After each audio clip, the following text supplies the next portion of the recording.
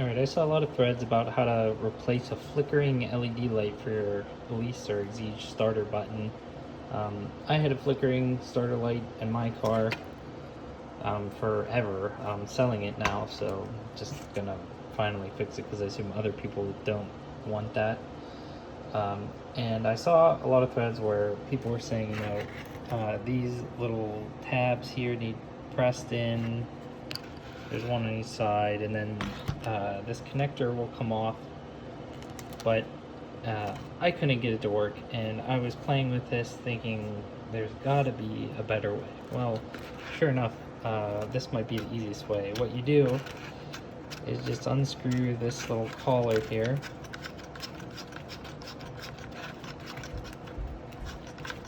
and then you can push up, and now you can see the starter button is coming away from the assembly. I'm gonna have to move this piece, but you should be able to press down on this bezel. So I'm trying to do it one-handed here, and then from there you should just be able to pluck it right off, like that. Pretty easy. I've seen other people also do suction cups, whoops, on these guys. That would work as well. I didn't have a suction cup. I don't know where you get a suction cup that small, but that's all you gotta do. And then from there, your light's in there, you just pull it out with pliers, replace it, and then this goes back in. You can see there's like a little groove, and that matches with the inside housing here. You have to line that back up, but it just pops right back on, then you're good again. That's it.